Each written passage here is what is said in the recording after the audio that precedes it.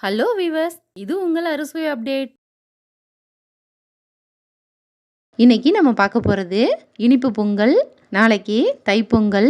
இதுக்கு முன்னாடிலாம் எல்லாரும் மண்பானையில் பொங்கல் செய்வாங்க. இப்போ எல்லாருமே குக்கரில் செய்ய ஆரம்பிச்சிட்டாங்க. நான் இன்னைக்கு குக்கரில் பண்ணி காமிக்க போகிறேன். இது நல்லா சுவையாகவும் ரொம்ப ஈஸியாகவும் எப்படி பண்ணுறதுன்னு பார்க்கலாம். இதுக்கு நான் 1 டம்ளர் பச்சரிசி எடுத்திருக்கேன். பொங்கல் எப்போவுமே பச்சரிசியில் தான் செய்யணும். இதை குக்கரில் சேர்த்துக்கிறேன். இதோட நம்ம எந்த டம்ளரில் அரிசி எடுத்தோமோ அதே டம்ளரில் 1/2 டம்ளர் பாசிப்பருப்பு எடுத்திருக்கேன். அதையும் அதில் சேர்த்துட்டு 2-3 முறை தண்ணி ஊற்றி நல்லா கழுவிட்டு வந்துடலாம்.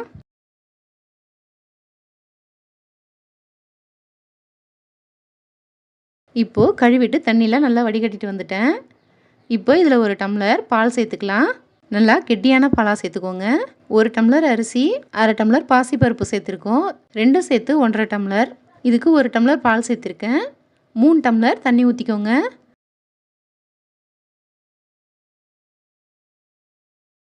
தண்ணி ஊற்றிட்டு இதை மூடி ஒரு 5 விசில் வச்சுக்கலாம்.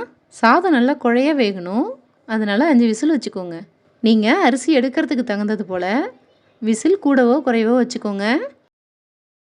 அரிசியும் பாசிப்பருப்பும் 200 கிராம் எடுத்திருந்தேன். அதுக்கு 250 கிராம் அச்சு வெல்லம் எடுத்திருக்கேன். இதை நல்லா நுணுக்கிட்டு ஒரு பாத்திரத்தில் சேர்த்துட்டு கொஞ்சமாக தண்ணி சேர்த்து இதை வெல்லம் கரையிற வரைக்கும் கொதிக்க வச்சுக்கலாம். இதுக்கு பாகுபதம் தேவையில்லை, வெல்லம் நல்லா கரைஞ்சிட்டாலே போதும்.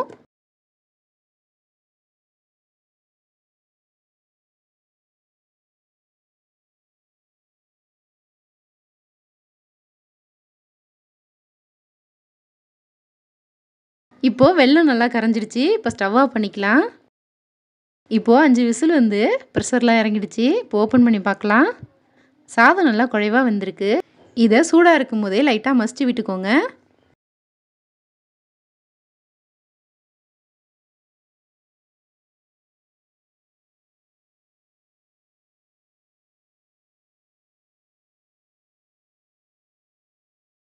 நம்ம கரைச்சி வச்சுருந்த வெல்லத்தை இதில் நல்லா வடிகட்டிக்கலாம்.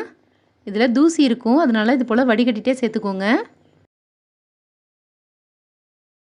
ஸ்டவ் ஆன் பண்ணி வெல்லம் சேர்த்துட்டு நல்லா ஒரு முறை கலந்து விட்டுக்கோங்க. இது ஒரு 5 நிமிஷம் இப்படியே இருக்கட்டும். இது லோ ஃப்ளேமில் ஒரு 5 நிமிஷம் இது போல் கலந்து விட்டுக்கோங்க. வெல்லம் சேர்த்துட்டு 2 சிட்டிகை அளவு உப்பு சேர்த்துக்கோங்க. உப்பு சேர்த்துட்டு நல்லா கலந்து விட்டுக்கோங்க. உப்பு சேர்க்கும்போது தான் நம்ம இனிப்பு அதிகப்படுத்தி காமிக்கும்.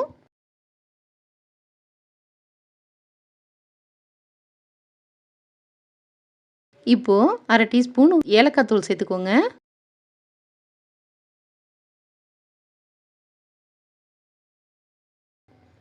இப்போது முந்திரி திராட்சையை இதில் தாளிச்சிட்டு சேர்த்துக்கலாம். அதுக்கு ஒரு சின்ன பேன் எடுத்திருக்கேன். அதில் 3 டேபிள் ஸ்பூன் நெய் சேர்த்துருக்கேன்.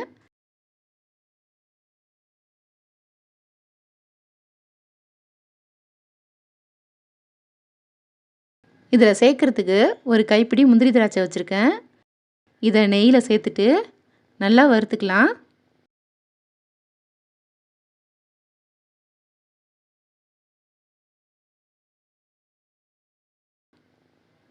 முந்திரி திராட்சை நல்லா வறுபட்டுடுச்சு. இதை பொங்கலில் சேர்த்துக்கலாம்.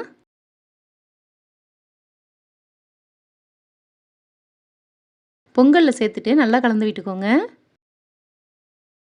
இப்போது இது ஒரு 5 நிமிஷம் இது போல் கலந்து விட்டுட்டு ஸ்டவ் ஆஃப் பண்ணிக்கலாம். நம்மளோட சூப்பரான சர்க்கரை பொங்கல் தயாராகிடுச்சு. நீங்களும் நான் சொன்ன அளவுகளோட சர்க்கரை பொங்கல் செய்து இந்த பொங்கலுக்கு அசத்துங்க. அனைவருக்கும் இனிய தைப்பொங்கல் நல்வாழ்த்துக்கள்.